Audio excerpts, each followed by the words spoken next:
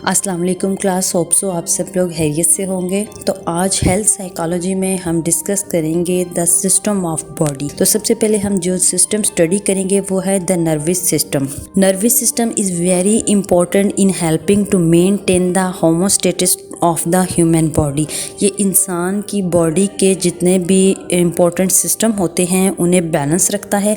ये एक सीरीज़ होती है सेंसरी रिसेप्टर की जो कि नर्वस सिस्टम के ही साथ काम करता है और इंफॉर्मेशन प्रोवाइड करता है इंटरनल और एक्सटर्नल इन्वायरमेंट में जितनी भी चेंजेस होती हैं उससे related. Human nervous system is a complex of interconnected system in which larger system are comprised of smaller subsystem. इसमें ये कम्प्लेक्स होता है पूरा नर्वस सिस्टम जो कि हमारी बॉडी में इसका लार्जर सिस्टम होता है, वो बाकी सब सिस्टम्स को कंट्रोल करता है उनके स्पेसिफिक फंक्शंस और स्ट्रक्चर से रिलेटेड। नेक्स्ट यहाँ पे स्ट्रक्चर और फंक्शन आ जाता है न्यूरॉन का। तो सबसे पहले हम देखेंगे न्यूरॉन क्या होता है। यहाँ पे इसके डायग्राम के थ्रू सारे पार्ट्स का बताया गया है। न्यूरॉन्स ये नर्व सेल्स होते हैं, बेसिक एलिमेंट्स है हमारे नर्वस सिस्टम का। अब हम देखेंगे इसके पार्ट्स के बारे में। सबसे पहले आ जाता है cell body, the main processing centre of the cell.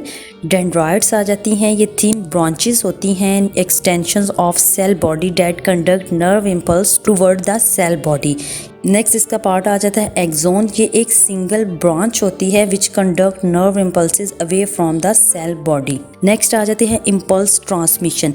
यहाँ पे बताया गया है कि जितने भी न्यूरॉन्स होते हैं उनकी 2 बेसिक प्रॉपर्टीज होती हैं जिनके थ्रू वह इंफॉर्मेशन एक से दूसरे तक पहुँचाते हैं। Terminal end fibres are located at the end of axon and they transmit impulses leaving the neuron across the synapse to the next neuron. Next आ जाती हैं टाइप्स ऑफ न्यूरॉन। यहाँ पे सेंसरी न्यूरॉन की टाइप्स हैं और एक है मोटर। जो सेंसरी होती हैं इंफॉर्मेशंस को वो कैरी करती हैं सेंसरी रिसेप्टर से सेंट्रल नर्वस सिस्टम तक पहुंचाने के लिए। जो कि मोटर होती है वो कन्वे करती है इंफॉर्मेशन को हमारे सेंट्रल नर्वस सिस्टम से इंफॉर्मेशन लेती है और हमारे मसल्स और ग्लैंड्स की तरफ इन्हें ट्रांसफर कर देती है। नेक्स्ट आ जाता है इंटरन्यूरॉन, ये कैरी करता है, प्रोसेस करता है सेंसरी इंफॉर्मेशन को। यहाँ पे भी इसकी टाइप्स ऑफ न्यूरॉन्स बताई गई हैं। इसके डायग्राम के थ्रू आप देख सकते हैं कि इसके पार्ट्स कैसे एक ब्रांचेस से कनेक्ट होकर दूसरी तरफ इंफॉर्मेशन पहुंचा रहे हैं ये दोनों न्यूरॉन। नेक्स्ट आ जाते हैं न्यूरोजलिया, ये सपोर्ट करते हैं इंफॉर्मेशन इसकी जितनी भी होती है उसे प्रोटेक्ट करते हैं, कनेक्ट करते हैं और रिमूव कर देते हैं debris from the nervous system. यहाँ पे न्यूरोलॉजिकल सेल की टाइप्स भी नीचे डायग्राम में मेंशन की गई हैं।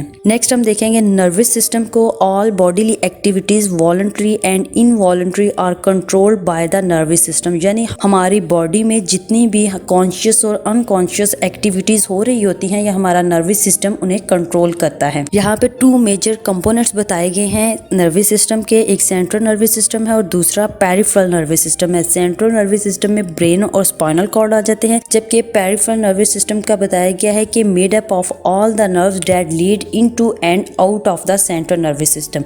सेंट्रल नर्वस सिस्टम का देखेंगे अब यहाँ पे इन्होंने बताया है कि इसमें 2 मेजर पार्ट्स होते हैं, ब्रेन एंड स्पाइनल कॉर्ड। ये ऑर्गन्स जो होते हैं इकट्ठे काम करते हैं, कोऑर्डिनेट करते हैं हमारी सेंसरी और मोटर इंफॉर्मेशन को। और इनका पर्पस क्या होता है कि सारे सिस्टम, टिश्यूज, ऑर्गन्स और ऑर्गन सिस्टम जितने भी बॉडी में काम कर रहे हैं उन सबको कंट्रोल करना है। सेंट्रल नर्वस सिस्टम ही रिस्पॉन्सिबल होता है जितनी भी लर्निंग, इमोशंस और मेमोरी के फंक्शंस होते हैं उन सबको कंट्रोल करने का।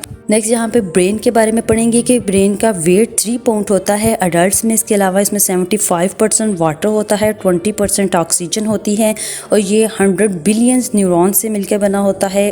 कंट्रोल करता है bodily functions and interaction with the outside world. Next यहाँ पे ब्रेन के पार्ट बताए गए हैं, इसके 4 पार्ट हैं और साथ में डायग्राम भी मेंशन की गई है कि कौन सा पार्ट कहाँ पे लोकेट कर रहा है। तो इसके 4 पार्ट्स हैं cerebrum, diencephalons, brain stem and the cerebellum. तो सबसे पहले हम देखेंगे ब्रेन स्टेम, ये मिड ब्रेन के पार्ट में आ जाता है। इसमें पोन्स, मेडुला ओब्लांगेटा पाए जाते हैं और इसके अलावा ये मिड ब्रेन जो होता है इसमें विजुअल रिफ्लेक्सेस होती हैं। नेक्स्ट आ जाता है पोन्स, ये मिड ब्रेन और मेडुला ओब्लांगेटा के सेंटर में पाया जाता है और ये रेस्पिरेटरी रेस्पिरेटरी फंक्शंस को कंट्रोल करता है।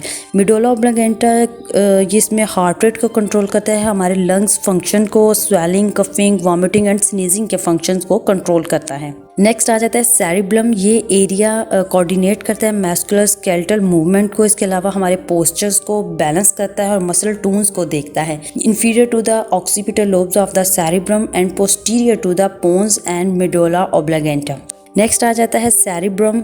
ये सेरिब्लम के ऊपर वाक़या होता है और इसमें 2 हेमिस्फीयर पाए जाते हैं। इसके ऊपर के पोर्शन को सेरिब्रल कॉर्टेक्स कहते हैं और इस हेमिस्फीयर के साथ जो कनेक्ट करता है एक ब्रिज, वो नर्व फाइबर से बना होता है that relay information between the 2 hemisphere called the corpus callosum. Left और राइट लोब जो होती हैं ये 4 लोब्स में डिवाइड होती हैं। फर्दर इनमें parietal lobe, frontal lobe, temporal lobe and occipital lobe आ जाती हैं। डायासेफ्लोन ये डीप पोर्शन होता है ब्रेन का। फर्दर 4 टाइप्स होती हैं, thalamus, hypothalamus, epithalamus and the ventral thalamus. Next part आ जाता है नर्वस सिस्टम का spinal cord. Extend from the medulla oblongata of the brain to the area around the first lumbar vertebra in the lower back. Nerves from the peripheral nervous system extend out from the spinal cord. जहाँ पे इसकी diagram भी दिखाई गई है और इसका highlighted area बताया गया है कि यहाँ पे ये स्पाइनल कॉर्ड का पोर्शन है। यहाँ पे नेक्स्ट सेंट्रल नर्वस सिस्टम का और ब्रेन का बताया गया कि इनके जो 2 पार्ट्स हैं एक डायग्राम के थ्रू मेंशन किए गए हैं। नेक्स्ट डायग्राम में नर्वस सिस्टम के आगे से फर्दर पार्ट्स का भी बताया गया है, वो भी आप देख के इसे अच्छी तरह से याद कर सकते हैं। नेक्स्ट आ जाता है इसका second part, peripheral nervous system. Peripheral nervous system is a collection of peripheral nerves जो कि सेंसरी स्ट्रक्चर्स को स्पेशलाइज्ड करता है। इसके अलावा ये एक सिस्टम होता है जो सेंसरी और मोटर इंफॉर्मेशन को कंट्रोल करता है और ये नर्वस सिस्टम और तमाम ऑर्गन्स के टिश्यूज और बॉडी से रिलेटेड इंफॉर्मेशन को फोकस करता है। Peripheral nervous system is functionally divided into 2 major division, sensory and motor. इसके अलावा इसमें सोमैटिक नर्वस सिस्टम और ऑटोनॉमिक नर्वस सिस्टम भी आ जाते हैं। यहाँ पे पेरिफेरल नर्वस सिस्टम का बताया गया है कि इसमें 12 पेयर्स होते हैं क्रेनियल नर्व्स के और 31 पेयर्स होते हैं स्पाइनल नर्व्स के, और यहाँ पे इसके सारे फंक्शंस और नर्व्स की काउंटिंग बताई गई है। यहाँ पे अब नेक्स्ट डायग्राम में आ जाता है सिंपैथेटिक विजन और पैरासिम्पैथेटिक विजन। जैसे कि हम पहले देख चुके हैं, यहाँ डायग्राम में वही मेंशन किया गया है कि कौन सा पार्ट किस तरह कौन सा फंक्शन हमारी बॉडी का प्ले करता है। यहाँ पे पढ़ेंगे सोमैटिक नर्वस सिस्टम का और ऑटोनॉमिक नर्वस सिस्टम का। Somatic nervous system responsible for receiving end processing sensory input from the skin, muscles, tendons, यानी ये सेंसरी ऑर्गन्स के जितनी भी इंफॉर्मेशन होती है उससे रिलेटेड होता है। ऑटोनॉमिक नर्वस सिस्टम इसका ताल्लुक जिस्म के उन हिस्सों से होता है जो हमें जिंदा रखते हैं। इसमें दिल आ जाता है, इसके अलावा ब्लड वेजल्स आ जाती हैं, लंग्स आ जाते हैं और दूसरे वो पार्ट्स शामिल होते हैं जो हमारे कॉन्शियस लेवल के बगैर काम करते हैं। इसमें वेरीज स्मूथ मसल्स आ जाते हैं, कार्डियक मसल्स आ जाते हैं। इसके अलावा ये स्टिमुलेट करता है ऑर्गन्स को, ग्लैंड्स को और सेंसेस को। तो ये था हमारा आज का लेक्चर। होप सो आपको समझ आ गई होगी। अपना बहुत ख्याल रखिएगा, हमारे चैनल को जरूर सब्सक्राइब कीजिएगा।